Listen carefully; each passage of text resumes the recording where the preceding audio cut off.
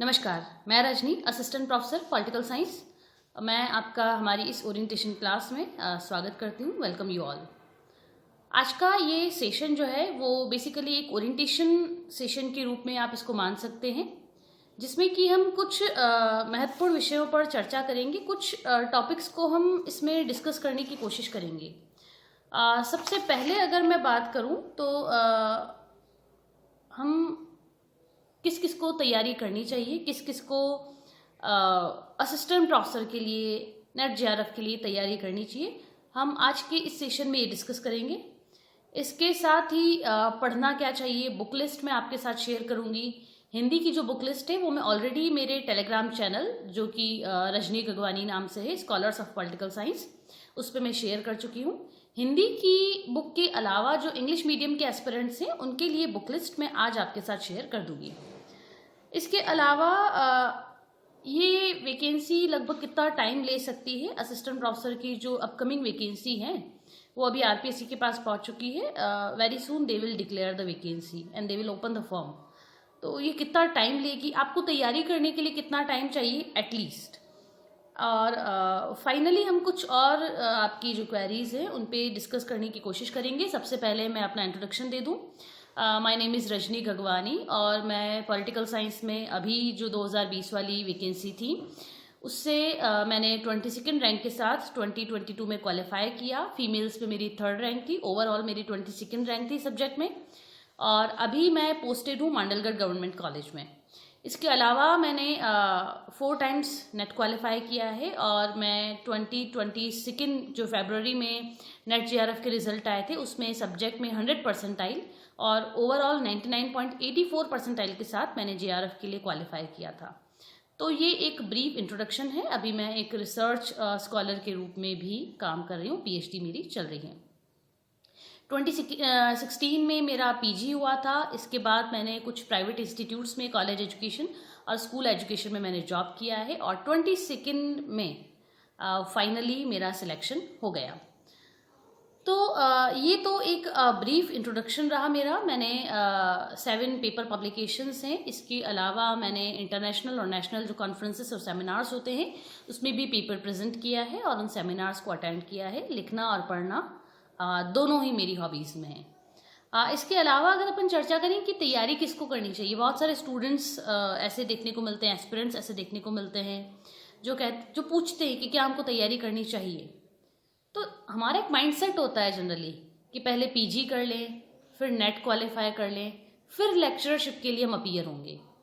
तो अच्छी बात है, पॉसिबल है कि उसके बाद भी आप लेक्चरर बन जाएं, लेकिन ये टाइम जो है जब हम एक के बाद एक अपने गोल को सेट करते हैं तो ये एक बहुत लंबा टाइम ले लेता है। और वैकेंसी जो है एक 5 ईयर प्लान के जैसे, पंचवर्षीय योजना जैसी है। अभी आ रही है, मान लो आपकी नेट दिसंबर में होती है, आपने फॉर्म तो फिल नहीं किया तो आप मिस कर जाते हो और 5 साल के बाद जो है वो आपको काम करना पड़ता है। जो मेरे साथ हुआ, मैं नहीं चाहूँगी कि आप लोगों के साथ ऐसा हो। 2014 की जो वैकेंसी आई थी, 2016 में उसके एग्ज़ाम हुए थे।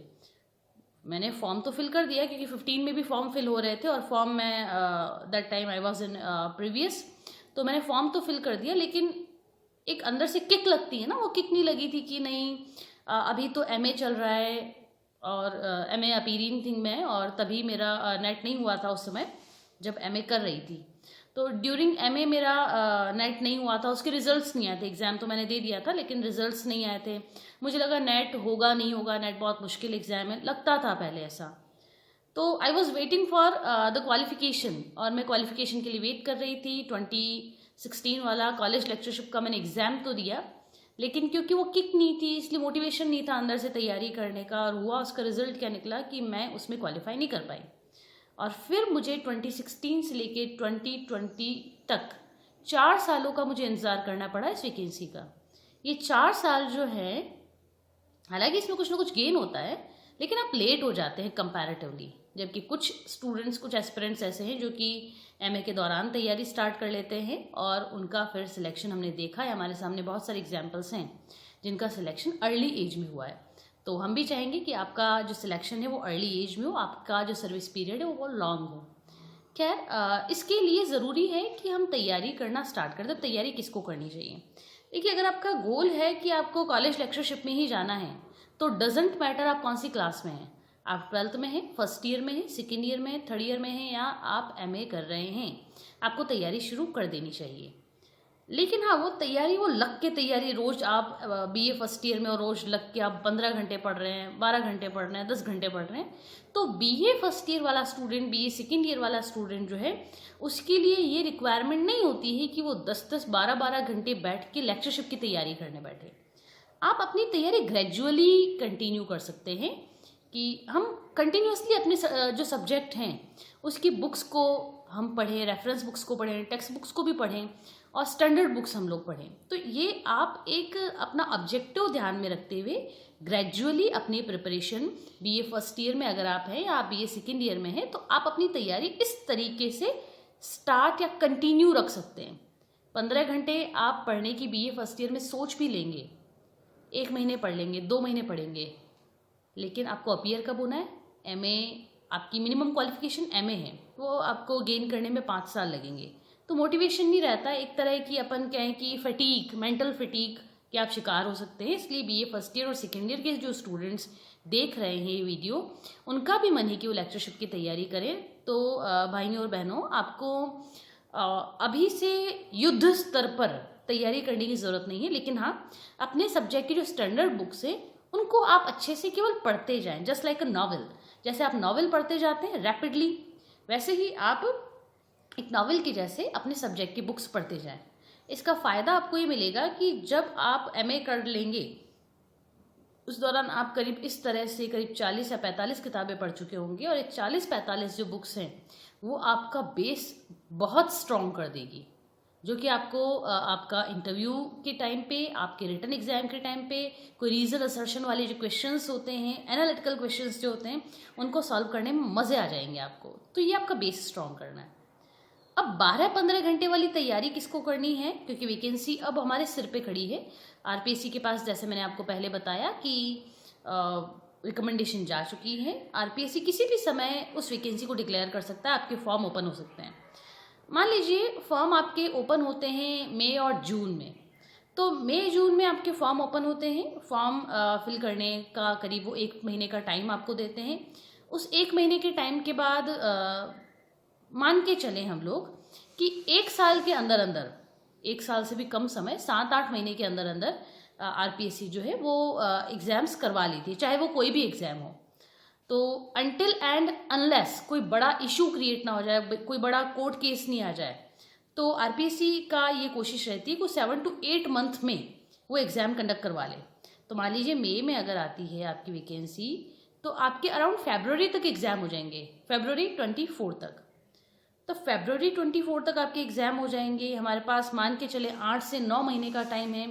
तो 8 से 9 महीने में हम किस तरीके से तैयारी करें, और इस दौरान 8 से 9 महीने के दौरान किस किस को तैयारी करनी चाहिए, वो मैं आपके साथ अभी डिस्कस करूँगी।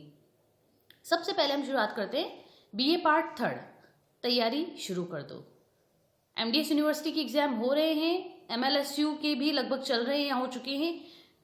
मोस्टली राजस्थान की जितनी भी यूनिवर्सिटीज़ हैं उसमें बीए पार्ट 3 या जो बीए बीएड कर रहे हैं उनके पार्ट 4 है ना, तो पार्ट 4 के एग्ज़ाम जो है वो हो रहे हैं या होने वाले हैं। तो जो बीए पार्ट 4 में हैं या बीए बीएड पार्ट 4 और जो बीए पार्ट 3 में हैं, तो आप सभी अपनी तैयारी जो है वो स्टार्ट कर लें। और तैयारी स्टार्ट कैसे करनी है, आप वही एकदम मोटिव अपना तय कर लें। अपने सामने जो बुक्स मैं सजेस्ट करूँगी आपको, जो गाइड में सजेस्ट करूँगी, वो सामने रखें। और आपका ऑब्जेक्टिव केवल एक होना चाहिए कि उन चीज़ों को हमें किसी भी तरीके से कंप्लीट करना है विदिन 3 मंथ्स। तो 3 महीने में आप 1 रीडिंग निकालेंगे, 1 महीने में आप दूसरी रीडिंग निकालेंगे, 4 महीने हो गए। फिर आप रिमेनिंग 2 मंथ्स जो होंगे उसमें आप 2 रीडिंग और निकालेंगे। तो इस तरीके से आप अपना शेड्यूल ऐसा बनाएंगे कि 8 महीने में आप एटलीस्ट किसी भी चीज़ को 5 रीडिंग्स दें। 8 मंथ्स एंड 5 रीडिंग्स किसी चीज़ को दें। वो कैसे पॉसिबल होगा? बीए पार्ट 3 वाले स्टूडेंट भी एग्ज़ाम दें, वो भी अपना फॉर्म ज़रूर फिल करें। एमए प्रीवियस में जो है उनको तो फॉर्म फिल करना ही है, और एमए फाइनल ईयर वालों के तो लिए ये डू और डाई का सवाल रहेगा। तो BA part third, MA previous, MA final year, और डजेंट मैटर अगर जो एस्पिरेंट ऐसे हैं जो सोचते हैं कि हमें तो MA किए हुए 12 साल हो गए, 10 साल हो गए, तो क्या हम तैयारी कर पाएंगे, क्या हम क्वालिफाई कर पाएंगे, हम सिलेक्ट हो पाएंगे। तो मैंने एक चीज़ फील की है, बहुत एग्जाम्पल देखे हैं इस दौरान मैंने, जिनको MA किए हुए अराउंड 15 ईयर्स 16 ईयर्स हो गए, तो PG किए हुए 16 ईयर्स पास होने के बाद भी बहुत अच्छी रैंक के साथ क्वालिफाई किया है बहुत सारे एस्पिरेंट्स ने, वो भी फीमेल एस्पिरेंट्स, जिनके पास ड्यूटीज़ आपकी जॉब की भी रहती है, खुद का पढ़ना भी होता है, फैमिली रिलेटेड भी आपकी ड्यूटीज़ रहती हैं, रिस्पॉन्सिबिलिटीज़ आपकी रहती हैं। तो जब वो लोग कर सकते हैं 15 साल के बाद, 12 साल के बाद, तो हम लोग 5, 7, 8 साल वाले जो हैं वो इस एग्ज़ाम को क्वालिफाई क्यों नहीं कर सकते। इसलिए अपनी विल पावर को थोड़ा सा जगाओ। ऑल इज़ वेल, सब बहुत अच्छा है, आप तैयारी करेंगे तो डेफिनेटली यू विल सेलेक्ट, आप सेलेक्ट होंगे। तो अपने ऊपर आप थोड़ा सा कॉन्फिडेंस रखें, और दूसरों के ऊपर हमें किसी प्रकार की बातों का ध्यान देने की ज़रूरत नहीं है। बस 1 साल की तैयारी किसी भी एग्ज़ाम के लिए, स्पेशली इस एग्ज़ाम की जो हम नेट JRF और कॉलेज लेक्चरर की बात कर रहे हैं, 1 साल की तैयारी मोर देन सफिशेंट है, मतलब मोर देन इनफ है। आप 1 साल में अपनी बहुत अच्छी प्रिपरेशन कर सकते हैं, भले ही आप अभी ज़ीरो पर हों। जब मैंने MA प्रीवियस में एडमिशन लिया था, तब मुझे भी लगा था कि यार मैं पॉलिटिकल साइंस सब्जेक्ट ग्रेजुएट तो हो गए, लेकिन बेस इतना ज़्यादा स्ट्रॉन्ग नहीं हो पाया था। तो प्रीवियस से बेस स्ट्रॉन्ग होना स्टार्ट हुआ, और फिर आज इस स्टेज पर पहुँचे हैं। तो जो स्टूडेंट सोचते हैं हमारा बेस स्ट्रॉन्ग नहीं है, हम कोई दूसरी तैयारी, हम रीट की कर लें, हम सेकंड ग्रेड कर लेंगे, हम पटवारी कर लेंगे, LDC कर लेंगे, तो ऐसे छोटे गोल्स अपने ना रखें। जॉब इज़ जॉब, जॉब सारी अच्छी होती, लेकिन हाँ, हम अपने जो गोल्स हैं उनको थोड़ा हाई रखें। तो आप अपने गोल्स को हाई रखें। एक शुरुआत जो करें जॉब की, वो सोचें कि गजेटेड पोस्ट से ही करनी है। लेक्चरशिप एक बहुत अच्छी जॉब है, गजेटेड पोस्ट आपको मिलती है, ग्रेड पे 6000 का रहता है, और 6000 ग्रेड पे IAS का होता है। तो IAS के इक्वल आपका ग्रेड पे मिलता है, RAS का ग्रेड पे 5400 का होता है, लेक्चर्स का ग्रेड पे 6000 होता है। पोस्ट गजेटेड है, ग्रुप A वाली सर्विस है, तो बहुत अच्छी जॉब है। अपने गोल्स को हाई रख के अपने टारगेट्स जो है वो आप कभी लो सेट ना करें। कंटिन्यू करते हैं हम कि किन किन को तैयारी करनी चाहिए। BA part third, MA previous, MA final year. जैसा कि मैं पहले कह चुकी हूँ, जो बुक मैं आपके साथ शेयर करूँगी, जो बुक लिस्ट मैं आपके साथ शेयर करूँगी इंग्लिश मीडियम वालों के लिए और हिंदी मीडियम वालों के लिए, मैं ऑलरेडी जो बुक लिस्ट शेयर कर चुकी हूँ, वो इन एस्पिरेंट्स को, जिनकी अभी हम चर्चा करने वाले हैं, आपको नहीं पढ़नी है। I will not misguide you. आप किसी कोचिंग सेंटर पर जाएंगे तो आपको बहुत तरीके की वो लिस्ट दे देंगे कि आपको ये बुक्स पढ़नी चाहिए, लेकिन क्योंकि हमको मालूम है कि वैकेंसी आने वाले 1 साल में ख़त्म होने वाली है, मतलब फरवरी तक वो एग्ज़ाम भी करवा देंगे, हम इतना अज्यूम कर पा रहे हैं। तो जब फरवरी तक एग्ज़ाम भी हो जाएंगे तो ये 22-25 किताबों की जो एक लिस्ट आपको थमाई जाती है, जैसे इंग्लिश की मेरे पास लिस्ट है, इंग्लिश की ये लिस्ट में 22 बुक्स मैं आपको रिकमेंड करूँगी। तो ये 22 बुक्स को 1 साल में पढ़ पाना, रिवाइज कर पाना 5 टाइम्स, देखो बिना 5 बार चीज़ को पढ़े आप एग्ज़ाम में अच्छा परफॉर्म नहीं कर पाते हैं, कि कहीं ना कहीं, क्योंकि एग्ज़ाम RPSC के मैंने इन दिनों नोटिस किया है, चाहे फर्स्ट ग्रेड 2020 जनवरी में जो हुआ था वो वाला एग्ज़ाम देखें, संस्कृत एजुकेशन का एग्ज़ाम देखें, कॉलेज लेक्चरशिप का एग्ज़ाम देखें 2021 वाला, या फिर स्कूल लेक्चर का 2021 वाला आप एग्ज़ाम देखें, तो आपको एक पैटर्न देखने को मिलेगा RPSC का, कि RPSC अब जो पेपर्स सेट कर रही हैं, ये पेपर्स फैक्चुअल और एनालिटिकल दोनों ज़्यादा हैं। फैक्ट उसमें बहुत ज़्यादा पूछे, और फैक्ट भी बहुत माइन्यूट फैक्ट्स, आप खुद उलझ जाएंगे कि यार ये इसका आंसर क्या होगा।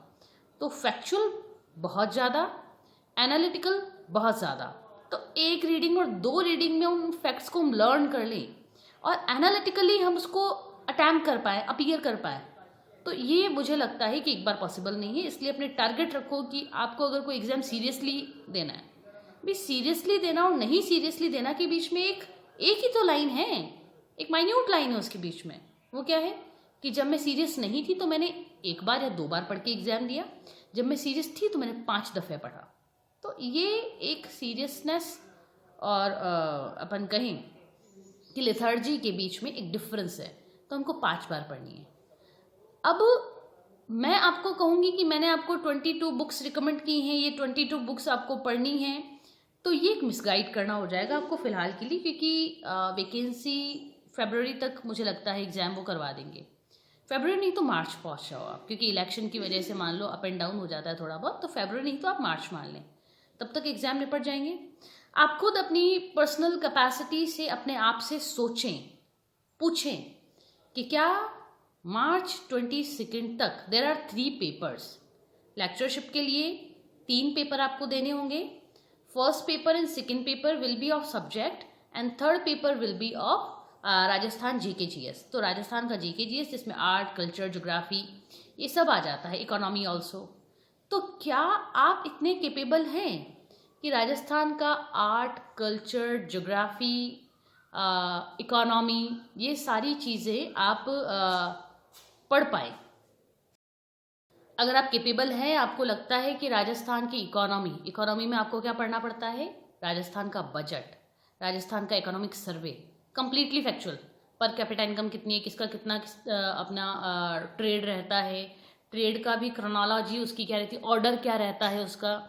तो आपको इकोनॉमी रिलेटेड, बजट रिलेटेड, कौन सी डेट को कौन सी स्कीम इंट्रोड्यूस हुई, किसके कितने बेनिफिशियरी हैं, किसमें कितना बेनिफिट मिलता है, कौन सा इसमें फोकस्ड ग्रुप है जिसको बेनिफिट मिलता है, उसका ज्योग्राफिकल एरिया क्या है, कितनी चीज़ें मिलती हैं।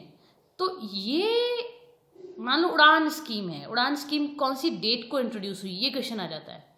तो इतना ज़्यादा फैक्चुअल चीज़ें आप 22 बुक्स तो ये वाली पढ़ रहे हैं, इसके अलावा राजस्थान का जीके जीएस आप वो पढ़ रहे हैं। क्या आपके लिए पॉसिबल रहेगा कि एक साल में आप इन सारी चीज़ों को बिल्कुल कंठस्थ कर लें, बहुत अच्छे से पढ़ लें? मेरे लिए पॉसिबल नहीं था, आपके लिए पॉसिबल है। तो जो बुक लिस्ट मैं आपके साथ शेयर करूँगी आप वो भी पढ़ें। कंटिन्यू करते हैं कि अच्छा, तो बीए पार्ट 3 और प्रीवियस और फाइनल ईयर वालों को जो कि अपीयर होंगे इस एग्ज़ाम में, अभी फॉर्म भरेंगे और वो अटैम्प्ट करेंगे, तो उन लोगों को फिर क्या पढ़ना चाहिए? तो एक चीज़ यहाँ मैं क्लियर कर दूँ, हिंदी मीडियम और इंग्लिश मीडियम दोनों स्टूडेंट्स को। इंग्लिश मीडियम के जो स्टूडेंट्स हैं उनके लिए राजस्थान के जो एग्ज़ाम है, राजस्थान की जो भी गवर्नमेंट जॉब्स हैं उनके लिए जो एग्ज़ाम होते हैं उनमें थोड़ी सी उनके लिए प्रॉब्लम्स रहती हैं। उनको थोड़ा सी क्लॉज रहता है इसमें कि राजस्थान का जो भी गवर्नमेंट एग्ज़ाम होता है उसमें राजस्थान का जीके जीएस, इकोनॉमी वगैरह सब पूछा जाता है। अब देखो, इकोनॉमी रिलेटेड जो भी नोट्स हैं, फैक्ट्स हैं, वो आपको इंग्लिश मीडियम मिल जाएंगे, लेकिन आपको राजस्थान का आर्ट, राजस्थान का कल्चर, राजस्थान की ज्योग्राफी वो आपको हिंदी में ही आपको उसके नोट्स मिलेंगे, हिंदी में ही उसकी गाइड्स मिलेंगी, हिंदी में ही उसकी बुक्स मिलेंगी। स्टैंडर्ड बुक्स भी राजस्थान हिंदी ग्रंथ अकादमी ने लिखी है हिंदी में। आपको कोचिंग सेंटर्स पे कोई नोट्स मिलेंगे हिंदी में। आपको लक्ष्य, दक्ष, संजीव जो पैनोरमा वगैरह जो गाइड्स हैं वो आपको मिलेंगी हिंदी मीडियम में। केवल एक राजस्थान के जीके जीएस के लिए जो मीडियम है या मोड है जिससे आप पढ़ सकते हैं वो ऑनलाइन मोड है, और वो भी राज RAS करके एक वेबसाइट है, वहाँ पे वो नोट्स दे रखे हैं। लेकिन सारी चीज़ें मोबाइल से पढ़ पाना मुझे लगता है कि थोड़ा सी प्रॉब्लमेटिक रहता है। हमारी जो फिज़िकल हेल्थ है उससे रिलेटेड भी हमारे को इश्यूज़ होते हैं। तो मैं आपको इंग्लिश मीडियम वाले स्टूडेंट्स को अभी से क्लियरफाई कर लूँ, अगर आपका मन है कभी भी ज़िंदगी में आपको राजस्थान में गवर्नमेंट जॉब करनी है, आप यूपीएससी तो इंग्लिश में आपको अच्छे से नोट्स मिल जाएंगे, लेकिन राजस्थान में अगर आपको गवर्नमेंट जॉब के लिए कभी तैयारी करनी है, आपने सोचा है कि नहीं मुझे नौकरी तो राजस्थान में ही करनी है, स्पेशली जो गर्ल्स हैं उनको रहता है कि हम अपने जो अपना खुद का स्टेट है वहीं पे ही हम जॉब करें, क्योंकि मैरिज वगैरह के भी कुछ इश्यूज़ रहते हैं। तो इसके लिए ज़रूरी है कि आप अभी से हिंदी पढ़ना थोड़ी थोड़ी शुरू कर दें। हिंदी पढ़ना, आपको हिंदी में जो संधि और समास और कारक है वो चीज़ें नहीं पढ़नी है, आपको बेसिक अंडरस्टैंडिंग होनी चाहिए कि ये चीज़ है क्या। जस्ट एन एग्जाम्पल, जैसे राजस्थान के आप कल्चर का एक क्वेश्चन है, बमरसिया जो डांस है, फोक डांस है, वो कहाँ किया जाता है। अब बमरसिया का कोई हिंदी नहीं है, एग्जाम में भी क्वेश्चन आएगा तो आपके इन्वर्टेड सेमी कॉमा में आएगा कि बमरसिया कहाँ का फोक डांस है, कौन से ज्योग्राफिकल एरिया का फोक डांस है, तो वो वर्ड तो बमरसिया यूज़ कर रहे हैं। तो आपको जो क्वेश्चन मिलेंगे वो भी केवल उसका जो आप कह सकते हैं फॉर्मेट अलग होगा, लेकिन वो है आपका हिंदी वाला वर्ड ही वो यूज़ करेंगे। जस्ट एन एग्जाम्पल, नाहर फोक डांस है, वो कहाँ पे होता है, नाहर फोक डांस, तो उसमें आपका नाहर का कोई इंग्लिश ट्रांसलेशन नहीं है, वो केवल आपको NAHAR नाहर फोक डांस लिख देंगे उस पर, वो आपको पढ़ना है। तो मैं शॉर्ट में इतना ही कहना चाहती हूँ कि जो इंग्लिश मीडियम के एस्पिरेंट्स से ज़िंदगी में कभी भी अगर आपको नौकरी करनी है राजस्थान में, तो ज़रूरी है कि आप हिंदी पढ़ना जानते हो, उसको समझना जानते हो। संधि समास कारक आपको यहाँ नहीं पढ़ने। इसके अलावा भी आपको एक प्रैक्टिकल इशू भी, मान लो आप कहें कि नहीं हम तो कुछ भी करेंगे लेकिन इंग्लिश मीडियम में कर लेंगे, मान लो आपने कर भी लिया, आपको जहाँ पोस्टिंग मिलेगी, पोस्टिंग ज़रूरी नहीं है कि आपको किसी बड़े कॉलेज में मिले। गवर्नमेंट कॉलेजेस में बेसिकली स्टूडेंट्स का जो मीडियम रहता है वह हिंदी ही रहता है। अगर आप बिल्कुल हार्ड पोस्टिंग मिल गई, आप किसी रूरल एरिया में, कंट्री साइड में आ गए, तो वहाँ पे तो बच्चों को हिंदी भी समझ में नहीं आती है। What will you do that time? आपको बच्चों को फिर मेवाड़ी, मारवाड़ी या आप जहाँ पर हैं आपको उस लैंग्वेज में पढ़ाना होगा। तो आपको यूज टू होना चाहिए, आपको परफॉर्म करना आना चाहिए। तो मैं ये रिकमेंड करूँगी कि इंग्लिश मीडियम वाले स्टूडेंट्स जो हैं वो अपनी तैयारी स्टार्ट कर लें, और उसके लिए जो कि सोल लैंग्वेज आपको पढ़नी है वो आपकी है हिंदी, क्योंकि मोस्टली जो गाइड्स हैं वो हिंदी में ही अवेलेबल है। ये रही पहली बात। अनदर थिंग इज़, ठीक है, तो जैसा मैंने आपको कहा कि बुक्स नहीं पढ़नी है, पॉलिटिकल साइंस की बुक्स तो केवल फर्स्ट ईयर और सेकेंड ईयर वालों को पढ़नी है, जिनको अपना बेस स्ट्रॉन्ग करना है, जिनको इस एग्ज़ाम में अपीयर होने के लिए टाइम है ना। लेकिन हमारे पास टाइम नहीं है, तो हमको क्या पढ़नी है, हमको कुछ 4-5 चीज़ें मैं आपको सजेस्ट करूँगी, इंक्लूडिंग द यूट्यूब चैनल, जो कि जो क्वालिटी जहाँ पे चीज़ है मैं आपको वो रिकमेंड करूँगी। डजेंट मैटर मेरा यूट्यूब चैनल नहीं है या कुछ और है। तो सबसे पहले आपको जो नेट नहीं है जो नेट नहीं है और नेट करना चाहते हैं, JRF करना चाहते हैं, उनके लिए एक बुक आती है राजेश मिश्रा की। राजेश मिश्रा वैसे दिल्ली बेस्ड एक कोचिंग सेंटर के डायरेक्टर हैं, लेकिन उन्होंने कंटेंट बहुत अच्छा लिखा है, इसलिए उनकी बुक जो है पॉपुलर बहुत ज़्यादा है और वास्तव में एक अंडरस्टैंडिंग डेवलप करती है राजेश मिश्रा की बुक। तो राजेश मिश्रा ऑथर का नाम है, बुक का नाम है राजनीति विज्ञान समग्र अध्ययन। देखो, जितनी भी गाइड्स हैं या बुक्स हैं वो आपको, सॉरी, ओनली गाइड्स, जितनी भी गाइड्स हैं लेक्चरशिप के लिए या नेट के लिए, वो आपको क्वालिटी चीज़ जो है वो हिंदी मीडियम वालों में ज़्यादा आपको पढ़ने देखने को मिलेगी। तो इंग्लिश मीडियम वाले स्टूडेंट्स, क्योंकि राजस्थान जीके तो आपको हिंदी में पढ़ना ही है, इसके साथ ही साथ जो गाइड्स अवेलेबल है वो भी हिंदी मीडियम में है, क्वालिटी चीज़ है, क्योंकि मैंने पढ़ी इसलिए मुझे मालूम है, तो आप उसको रेफ़र कर सकते हैं। तो पहला है, ऑथर इस राजेश मिश्रा, और उनकी जो गाइड है वह है राजनीति विज्ञान समग्र अध्ययन। वास्तव में आपको मज़ा आ जाएगा राजेश मिश्रा को पढ़ के। इससे आपकी नेट भी निकल सकती है, थोड़ी अच्छी तैयारी की तो आप JRF के लिए भी क्वालिफाई कर सकते हैं राजेश मिश्रा को पढ़कर। Another guide is professor RS Adha. Indian political science association के राजस्थान से सोल रिप्रेजेंटेटिव, सोल मेंबर हैं professor RS Adha. RS Adha sir जो हैं वो जोधपुर यूनिवर्सिटी जो JNVU है, इस JNVU में RS आढ़ा सर जो है HOD हैं, पॉलिटिकल साइंस डिपार्टमेंट के प्रोफेसर हैं। आढ़ा सर ने 2015 में भी अपनी एक गाइड निकाली थी, और 2021 में भी 1 जनवरी को उन्होंने अपनी गाइड निकाली थी। वास्तव में आपको लगेगा कि वो कुछ चीज़ है।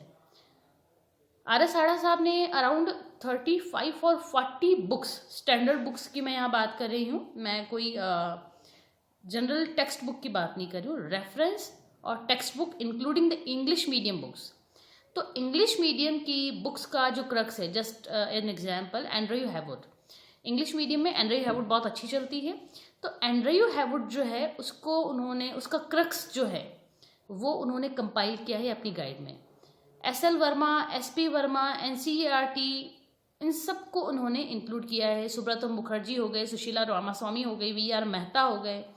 तो ये जो मैं बुक्स के नाम बता रही हूँ, चाहे एंड्रे हवुड की चारों बुक्स हों, सुब्रतो मुखर्जी हो, सुशीला रामास्वामी हो, वी आर मेहता हो, रुमकी बसु हों, इन सबको एनसीईआरटी ऑल्सो, तो इन सबको कंपाइल किया है। अराउंड 35 और 40 बुक्स का कंपाइलेशन RS आढ़ा सर ने दिया है, वो अपनी उनकी बुक में, जो आपको कॉलेज प्राध्यापक RS आढ़ा सर या मनीषा मैडम के नाम से आपको मिल जाएगी, मनीषा चारण, दोनों में से कोई एक नाम से अवेलेबल वो होगी।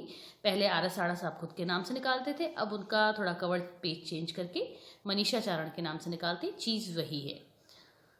तो ये दो जो आपको मैंने गाइड बताई, ये दोनों पढ़ने की ज़रूरत है। जब आप ये दोनों चीज़ें पढ़ लेते हैं तो रिवीजन के लिए आप कलाम अकेडमी जयपुर के फर्स्ट ग्रेड के जो नोट्स हैं लेक्चरशिप के लिए भी आप उसको कंसिडर कर सकते हैं, आप उसको प्रेफर कर सकते हैं। फिर ये पढ़ने के साथ साथ RS आढ़ा साहब जब आप पढ़ते हैं तो ये पढ़ने के साथ साथ उत्कर्ष का एक यूट्यूब चैनल है। उस उत्कर्ष के यूट्यूब चैनल पे दिनेश गहलोत सर के पॉलिटी, इंडियन पॉलिटी की वीडियोस अवेलेबल है RAS के लिए। तो आप अगर यूट्यूब पर जाकर Utkarsh Dinesh Gehlot sir Indian polity videos for RAS ऐसा टाइप करेंगे तो around 50 videos Dinesh Gehlot sir ने अपनी अपलोड कर रखी वहाँ पे। और वास्तव में आपको एक अलग इंसाइट मिलेगा दिनेश गहलोत सर की उन वीडियोस को देख के। आप खाना खा रहे हैं, आप कुछ और काम कर रहे हैं, आप अभी एकदम लेज़ी टाइम आपका आप स्पेंड कर रहे हैं, तो दैट टाइम आप दिनेश गहलोत सर को यूँ ही सुन सकते हैं। और क्योंकि हमारी जो हम सुनते हैं वो हमको जल्दी याद होता है, तो दिनेश गहलोत सर के वीडियोस क्वालिटी वीडियोस है, बहुत शानदार वीडियोस हैं। वो वीडियोस पढ़ने के बाद मुझे लगता है आपको लगेगा कि हाँ, मुझे पॉलिटी, इंडियन पॉलिटी जो कॉन्स्टिट्यूशन वाला पार्ट है उसमें से कुछ आता है। तो फर्स्ट इज राजेश मिश्रा समग्र अध्ययन, हिंदी मीडियम इंग्लिश मीडियम दोनों को पढ़नी है। RS आढ़ा या मनीषा चारण मैडम के नाम से आती है, हिंदी मीडियम इंग्लिश मीडियम दोनों एस्पिरेंट्स को पढ़नी है। दिनेश गहलोत सर की इंडियन पॉलिटी की वीडियोस बहुत शानदार है। आप लेक्चरशिप की तैयारी नहीं भी कर रहे हैं, आप मान लो सेकेंड ग्रेड की तैयारी कर रहे हैं, आप रीट की तैयारी कर रहे हैं, पटवार LDC जिसमें भी इंडियन कॉन्स्टिट्यूशन का थोड़ा सी भी पोर्शन है, आई विल रिकमेंड यू कि आपको दिनेश गहलोत सर की इंडियन पॉलिटी की वीडियोस देखनी चाहिए। मैं मेरे टेलीग्राम चैनल पर उसका जो लिंक है, प्लेलिस्ट का लिंक जो है वो मैं आपके साथ पोस्ट कर दूंगी। फिर आपको क्या करना है, कलाम अकेडमी के जो फर्स्ट ग्रेड के नोट्स हैं आपको वो पढ़ने हैं फॉर रिविज़न।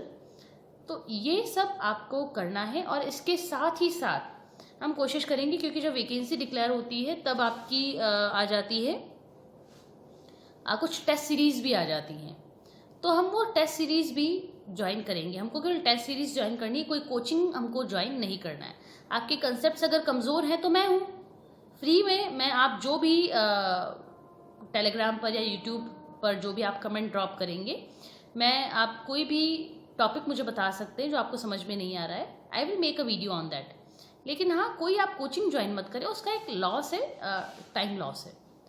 मान लो कि आपको रेवोल्यूशन के बारे में मालूम है, अब कोचिंग सेंटर वाला तो ऐसे पढ़ाएगा, रेवोल्यूशन को 1.5 घंटे खींचेगा। अब आपका तो वो चीज़ें आती थी ना, लेकिन फिर भी वो आपको पढ़ी हुई चीज़ें दोबारा पढ़ा रहा है। आप कहेंगे रिवीजन होता है, ऐसे तो रिवीजन तो 2 मिनट में आप खुद कर ले। एक बार पेपर देखेंगे, आप एक पेज देखेंगे, आपको मालूम है ये चीज़ आती है, पेज को पलटा दो, तो उसके पीछे आधा घंटा क्यों वेस्ट करना। इसलिए कोई ऑनलाइन ऑफलाइन कोचिंग ज्वाइन नहीं करनी है, खुद पढ़ो। कोई डाउट होता है हमसे पूछो, I will make a short video. मैं कोई बड़े बड़े 1-1 घंटे की वीडियोस नहीं बनाऊंगी, मैं केवल आपको क्रक्स बता दूंगी कि एक बार चीज़ जानने के बाद तो आप खुद भी कर सकते हैं, आप इतने केपेबल हैं सब लोग, अपने आप पे आपको विश्वास करना पड़ेगा। तो ये चीज़ मैं आपके साथ डिस्कस करने वाली हूँ। ये सब आपको हिंदी मीडियम और इंग्लिश मीडियम दोनों के एस्पिरेंट्स को पढ़नी है, लेकिन जो BA फर्स्ट ईयर में हैं और सेकंड ईयर में हैं उनके लिए मैंने अलग से एक बुक लिस्ट प्रिपेयर की है, इंग्लिश मीडियम और हिंदी मीडियम के लिए दोनों आप वो उसको कंसिडर कर।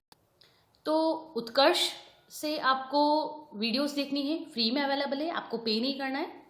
साथ के साथ ही simultaneously you have to read Daksh. अभी संजीव के नाम से निकालते हैं, पहले दक्ष टॉपर्स नोट्स राजस्थान के नाम से आती हैं।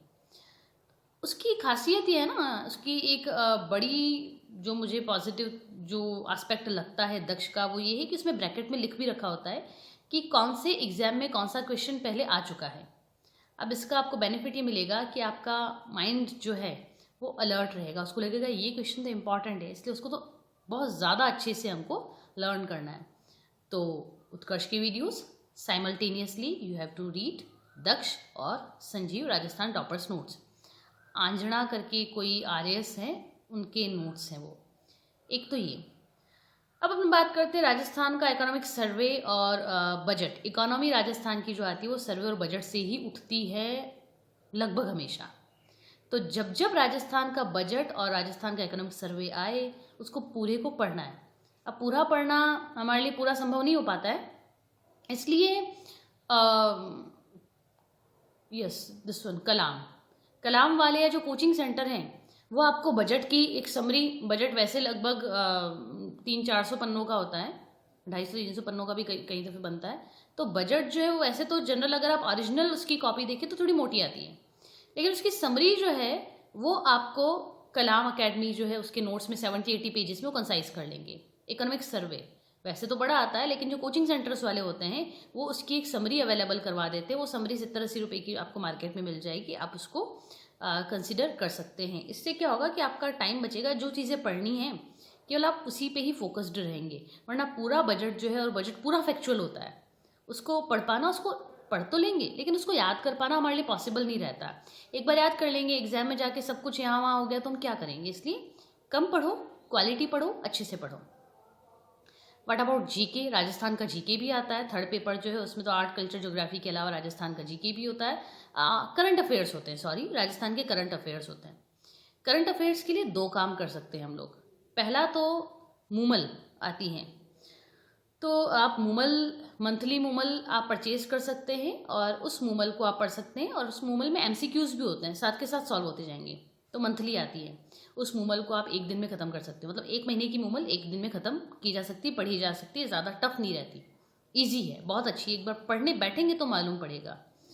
और इसके साथ ही साथ उत्कर्ष पे एक नरेंद्र सर हैं जो कि मंथली 1-1.5 घंटे में पूरे 1 महीने का जो करंट अफेयर है उसको कंसाइज कर लेते हैं। तो उनकी मंथली वीडियोज़ हैं, 1 महीने का पूरा करंट अफेयर राजस्थान का 1 घंटे में कवर कर लेते हैं। तो आप जब मूमल पढ़ लें तो उसके बाद नरेंद्र सर को भी सुन लें एक बार, 1 घंटे में 1 महीना ख़त्म। तो ऐसे करके आप जब आपके एग्ज़ाम आने वाले होंगे तो आप कॉन्फिडेंट फील करेंगे। भी जो बच्चा उत्कर्ष में कोचिंग कर रहा है, कहीं पे कोचिंग कर रहा है, वो भी उस चीज़ को पढ़ रहा है, आपने भी उसको पढ़ा है, सेल्फ डाउट में नहीं आएंगे। आप ज़्यादा अपने आप को अच्छा फील करेंगे, आप थोड़ा सी कॉन्फिडेंट फील करेंगे कि आपको एक एज मिल रहा है कि आप लिखी हुई चीज़ है, आप मूमल भी पढ़ रहे हैं और आप उसको भी सुन रहे हैं, तो आप कम्पीट कर पा रहे हैं और आप कम्पीट कर पाएंगे भी। तो आप में एक कॉन्फिडेंस आएगा। तो हमने डिस्कशन किया, सबसे पहले हमने डिस्कस किया कि तैयारी किसको करनी चाहिए। तैयारी वैसे सबको करनी चाहिए क्योंकि नौकरी तो चाहिए ही हमको, एम्पावर्ड तो होना ही है।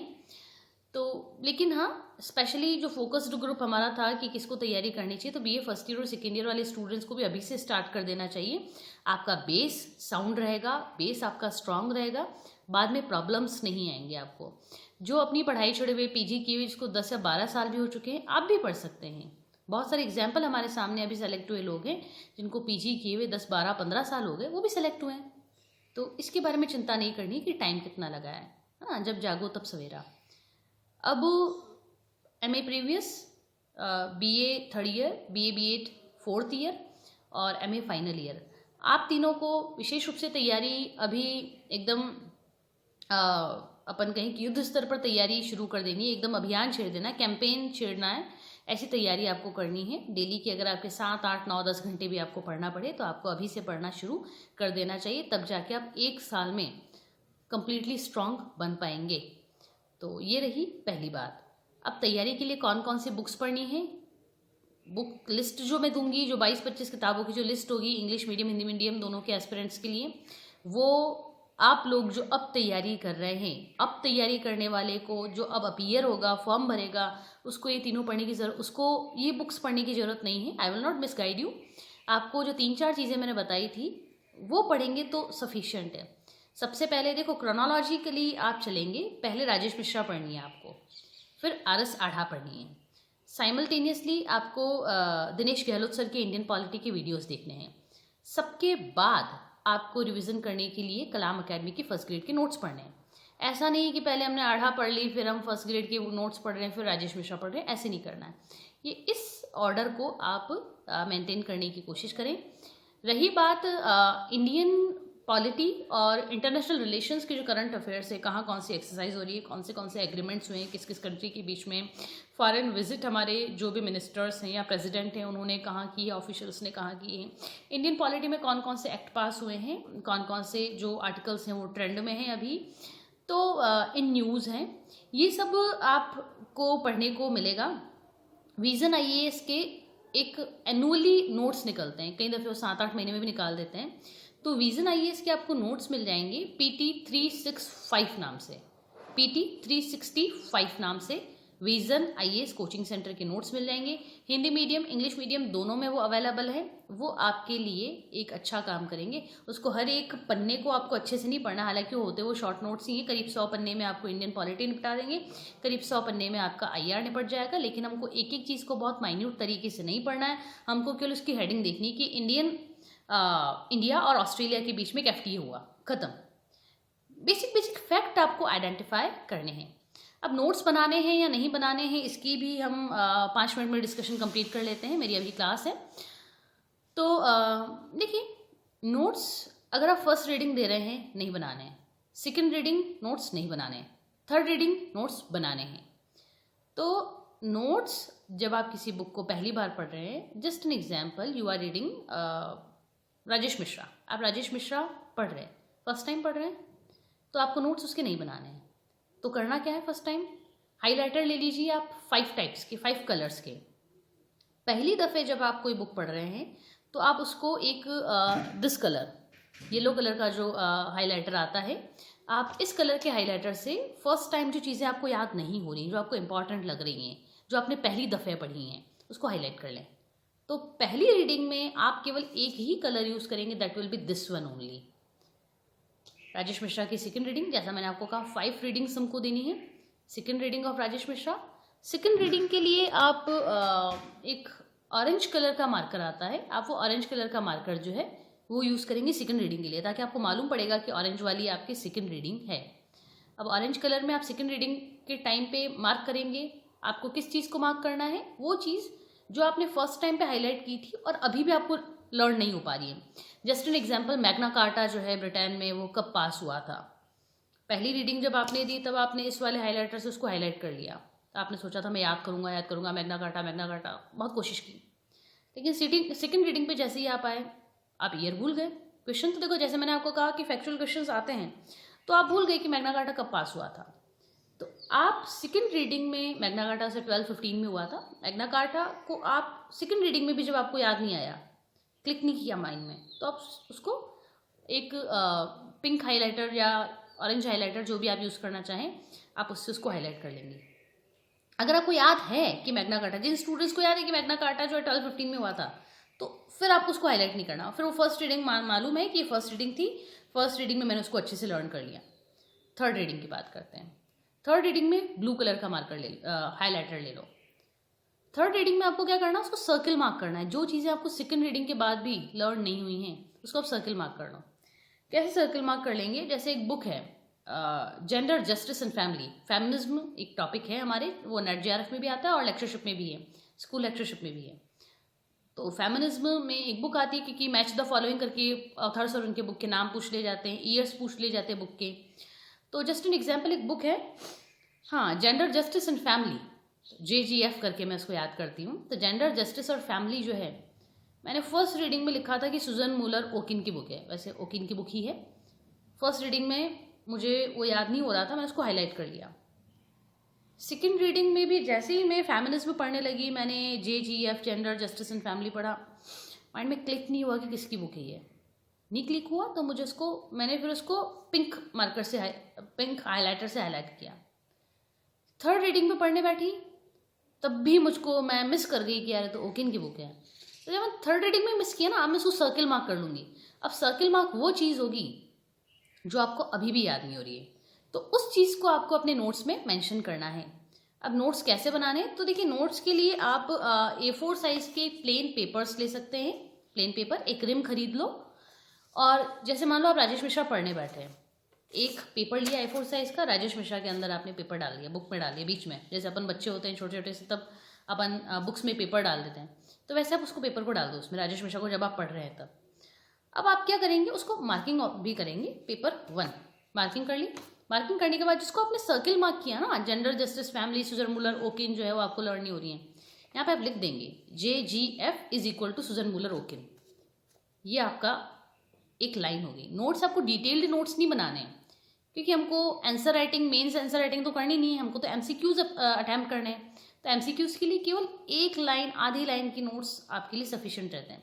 हाँ, कोई कंसेप्चुअल चीज़ है, जैसे कंस्ट्रक्टिविज्म, रचनावाद करके एक कंसेप्ट है जो कि लेक्चरशिप में और नेट में दोनों में आता है, वो मुझे थोड़ा सा कंफ्यूज होती हूँ कि यार इसकी कोई एग्जैक्ट डेफिनेशन मिल जाए, वो मुझे थोड़ा दिक्कत होती है।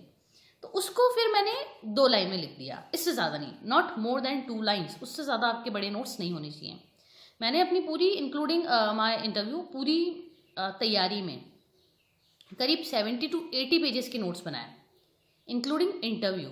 और इंटरव्यू की बाकायदा मैं एक डायरी लेके घुमा करती थी, तो उस डायरी के साथ साथ अगर आप मेरे नोट्स भी माने तो 70 to 80 पेजेस के मेरे 2 साल की तैयारी के नोट्स हैं। उसे किया मैं यही करती थी, जो बुक पढ़ रही हूँ उस बुक में एडवांस बुक आज उठाई तो बुक में मैंने एक पेज डाल दिया, पेज पे नंबरिंग कर दी। नंबरिंग करने के बाद ये देखती हूँ कि सर्किल मार्क, जो चीज़ बिल्कुल याद हो ही नहीं रही है, तो उसको फिर मैंने एक आधी लाइन में यहाँ पे मेंशन कर दिया। वो मेंशन करने के बाद ये आपका जो नोट्स प्रिपेयर होंगे ना, ये नोट्स आप कब पढ़ेंगे, on the day of exam और बिफोर एग्ज़ाम, जब आपके एग्ज़ाम स्टार्ट होने वाले होंगे। पूरा आपको रिवीजन करना है, पूरी की पूरी बुक्स को रिवाइज करना। जैसे मैं कह रही हूँ राजेश मिश्रा 800 पेजेस की है, आरएस आढ़ा मान के चलें आप, करीब करीब 1500 पेजेस की आरएस आढ़ा होगी। डराने के लिए नहीं बता रही हूँ, जो चीज़ जितनी ज़्यादा है ना आप मान के चलें उसमें मज़ा भी उतना। आरएस आढ़ा अच्छी है, इसलिए मैं आपको रिकमेंड कर रही हूँ, मुझे मिसगाइड नहीं करना कि किताबें पढ़ें।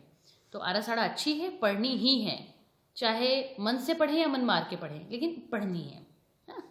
तो मैंने मान लो राजेश मिश्रा उठाई, उसमें मैंने डाल दी, फर्स्ट रीडिंग दी, सेकंड रीडिंग दी, थर्ड रीडिंग में फिर मैं क्या करूँगी, जो सर्किल मार्क है साथ के साथ मैं तुरंत लिखती जाती हूँ, बाद के लिए नहीं छोड़ती कोई चीज़ मैं कि बाद में करेंगे, नहीं, साथ के साथ लिख दिया। अब वो चीज़ फिर मैंने क्या की थी, करीब जैसा मैंने आपको बताया कि मेरे रिटन एग्ज़ाम के टाइम पर जो नोट्स थे वो अराउंड 40 पेजेस के रहे थे।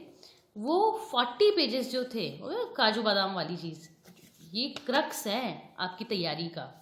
तो फिर वो जो चीज़ें थी वो मैंने एग्ज़ाम के पहले रिवीजन के लिए पढ़ी थी, क्योंकि पूरी की पूरी बुक को रिवाइज करना आपके लिए पॉसिबल नहीं होता। अब जब पॉसिबल नहीं होता और आपको दिमाग में रिवाइज भी करना है, रिवीजन नहीं हुआ, एक एस्पिरेंट के रूप में हमको चिंता होती है, हमको रिवीजन करना है। जब हम रिवाइज नहीं कर पाते तो सेल्फ डाउट में आ जाते हैं, सेल्फ डाउट में आते तो परफॉर्म नहीं कर पाते। इसके लिए एक ही सॉल्यूशन है कि ऐसे नोट्स बनाएं। 30-40 पेजेस तो आप रिवाइज कर सकते हैं, 2 दिन पहले आप रिवीजन करने बैठे तो आपने रिवाइज कर लिए। तो आपको ऐसे केवल टारगेट रखना है कि मुझे नोट्स जो है 50 पेजेस से ज़्यादा, आपके रिटन एग्ज़ाम के लिए जो आप MCQ बेस्ड एग्ज़ाम होगा उसके लिए मुझे 50 पेजेस से ज़्यादा अपनी पूरी तैयारी में नोट्स बनाने ही नहीं है। 30 पेजेस की इंटरव्यू के टाइम पे बना लेंगे, तो अराउंड हमको 100 के अंडर 100 जो है हमको हमारे नोट्स के जो पेजेस है उसका नंबर रखना है। वरना मैंने कई लोगों को देखा है यार कि वो पूरे के पूरे ना एकदम पोथियाँ बना लेते हैं, बंचेस बना लेते हैं बड़े बड़े। अब उतने बना तो लिए, लेकिन वो तो आपने बुक को कॉपी पेस्ट किया है, वो नोट्स कहाँ है, वो तो बुक है। तो हमको अपने प्रति, है ना, ईमानदार रहना है, be honest toward your self. अब अपने प्रति ईमानदार रहना है तो आपको कुछ चीज़ें थोड़ी स्मार्टली करनी होंगी। और आपका कोई भी डाउट है, मैं दोबारा कह रही हूँ, आपका कोई भी डाउट है किसी भी टॉपिक पर है, मैं लाइव क्लास लेने के लिए फ्री में रेडी हूँ। मैं आपको अगर आपको किसी टॉपिक पे कोई नोट्स नहीं मिल रहे हैं, मैं प्रोवाइड करने के लिए रेडी हूँ। अगर आपको शॉर्ट वीडियोस चाहिए 4 मिनट 5 मिनट में कोई एक टॉपिक, जैसे पोस्ट मॉडर्निटी हो गई, पोस्ट मॉडर्निटी में इंपॉर्टेंट क्या है, क्वेश्चन कैसे आएगा, पोस्ट मॉडर्निटी है क्या, कैरेक्टरिस्टिक क्या है, 5 to 7 मिनट्स में हम इस चीज़ को एक ब्रीफली देख सकते हैं, ब्रीफली। अब उसके बाद तो आप स्मार्ट हैं, आप खुद पढ़ लेंगे। तो आपको ना केवल मुझे लगता है कि पुश करने की रिक्वायरमेंट है, और फिर आप लोग अपने आप कर लेंगे। तो 5 to 7 मिनट्स में एक पुश करने वाला, जो किक लगाने वाला वीडियो है वो हम प्रिपेयर कर सकते हैं, ताकि आपका भी ज़्यादा टाइम वेस्ट ना हो। तो इसी के साथ मैं आप सबको दोबारा रिक्वेस्ट करूँगी कि आपको अगर कोई भी डाउट है, कोई इशू है, कोई प्रॉब्लम है, you are most welcome here. एक प्लेटफॉर्म हमने प्रिपेयर किया है और ये प्लेटफॉर्म कम्प्लीटली फ्री होगा। आप उन सारी चीज़ों से दूर रहें जो आपसे किसी तरह का अमाउंट चार्ज करती हैं, क्योंकि फिर वो बिज़नेस हो जाता है और बिज़नेस में प्रॉफिट देखते हैं। वो कई दफ़े खुद का प्रॉफिट भी हो सकता है और आपका भी हो सकता है, लेकिन हम कोशिश करें कि हम किसी कोचिंग सेंटर पे ऑनलाइन ऑफलाइन क्लास नहीं लें। खुद पढ़ें, खुद पढ़ने का मज़ा और रहता है, उसके आउटकम भी अच्छे रहते हैं। आप कोचिंग सेंटर वालों से पूछेंगे, आप जो भी टॉप रैंकर्स हैं, आप अगर उनसे पूछेंगे तो उन्होंने कोई कोचिंग नहीं की है। जस्ट एन एग्जांपल, मेरे साथ में अभी पोस्टेड हैं इंग्लिश लिटरेचर में रैंक 1 पीयूष भेड़ा जी, अभी मॉडलगढ़ कॉलेज में ही मेरे साथ पोस्टेड है, रैंक 1 है, वो भी इंग्लिश लिटरेचर में। उनसे पूछा गया कि आपने कहाँ से कोचिंग की, क्या कोई कोचिंग की या नहीं की, तो उन्होंने कहीं से कोचिंग नहीं की। तो मैं भी रिकमेंड करूँगी, आपको अगर अच्छे से सीरियसली तैयारी करनी है बिना किसी शो ऑफ के, don't go for any coaching. We all are here. हमारे साथ बहुत अच्छे लोग जुड़े हुए, हम सब मिलके एक दूसरे को आगे बढ़ाने का काम करेंगे। इसी के साथ goodbye and keep learning.